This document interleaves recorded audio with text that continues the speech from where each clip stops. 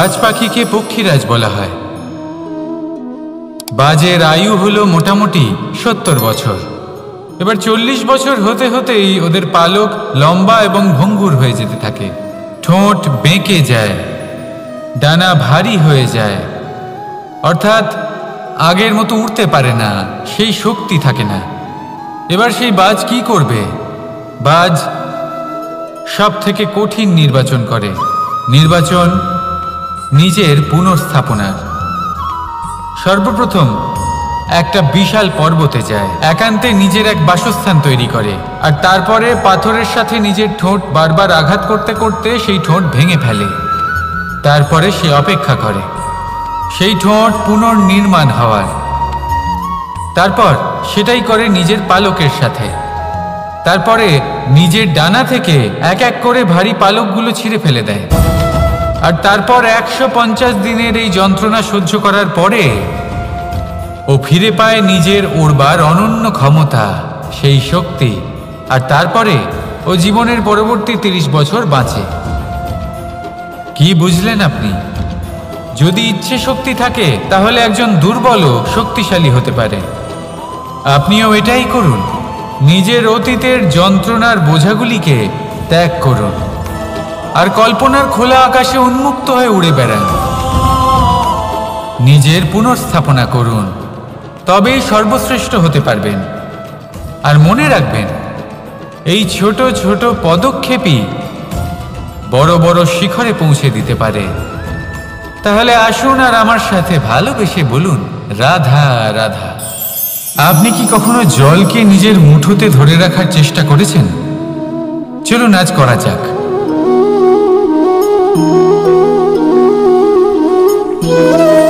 যদি আপনি নিজের মুঠো জোরে বন্ধ করেন, জল ধরে রাখতে পারবেন না। যদি আপনি তাকে এমনি বইতে দেন,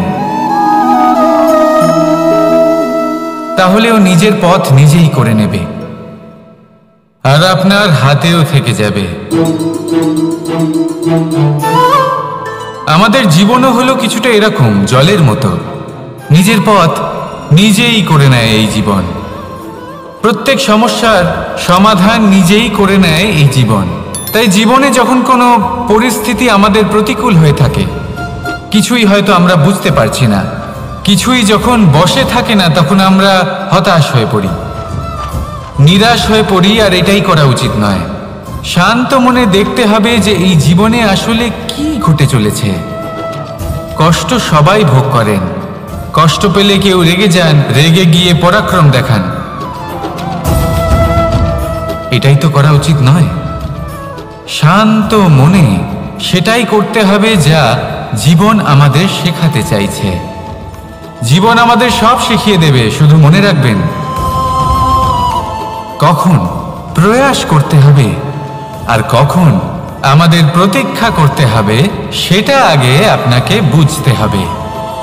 তাহলে আসুন আমার সাথে ভালোবেসে বলুন, রাধা রাধা। বল, শক্তি, পরাক্রম এই সংসারের বিকাশের মূল। কিন্তু কখনো ভেবেছেন যে প্রকৃতি আমাদের এই বল, শক্তি, পরাক্রম কেন দিয়েছেন? যাতে আমরা জীবনে কারোর উদ্ধার করতে পারি, কাউকে সাহায্য করতে পারি, কারোর জন্য ভালো কিছু করতে পারি, কোনো গরিব অসহায় মানুষের জন্য কিছু করতে পারি। এই বল, এই শক্তির সদ্ব্যবহার করতে পারি। কখনো দেখেছেন এমন মানুষ যার কাছে অসীম শক্তি আছে, কিন্তু তার সাথেই অসম্ভব অহংকারও রয়েছে? যিনি নিজেকে সর্বশ্রেষ্ঠ বলে মনে করেন, খারাপ কাজও করেন। আপনি দেখবেন প্রকৃতি এবং মানুষ তাকে ভাঙতে সর্বদা চেষ্টা করেন। মনে রাখবেন, যতই সুবিশাল পর্বত হোক না কেন, তা যদি পথে পড়ে, তাকে ভেঙে পথ প্রশস্ত করা হয়। যদি আপনার কাছে বল থাকে, শক্তি থাকে, পরাক্রম থাকে, তাহলে তার সদ্ব্যবহার করুন, কাউকে সাহায্য করুন, কাউকে রক্ষা করুন। যদি আপনি আপনার শক্তির দুর্ব্যবহার করেন, তাহলে মনে রাখবেন আপনি নিজের বিনাশ নিজেই আমন্ত্রণ করছেন। এবার বল অর্জন করার পরে, শক্তি অর্জন করার পরে আপনি নিজেকে বিনাশ করতে চান নাকি এই সংসারের উদ্ধার করতে চান? সিদ্ধান্ত আপনার। রাধা রাধা। মানুষ আর ধন, এই দুইয়ের মধ্যে সম্পর্ক খুব ঘনিষ্ঠ। ধন হলো সেই শক্তি যার ব্যবহার মানুষ করে থাকে সাংসারিক বস্তু ক্রয় করার জন্য, নিজের জীবন যাপন করার জন্য। আর মানুষ হলো সেই শক্তি যারা ধনকে গুরুত্বপূর্ণ করে তোলেন।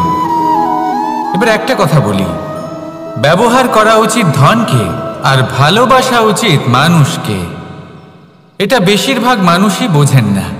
মানুষ এখানেই সব থেকে বড় ভুল করে বসেন। তারা ভালোবাসেন ধনকে আর ব্যবহার করেন মানুষকে। এ হলো অনুচিত। দেখুন, আপনি একটা সূচের দ্বারা যুদ্ধ করতে পারবেন না, আর কোনো তলোয়ার দ্বারা বস্ত্র সেলাই করতে পারবেন না, তাই না?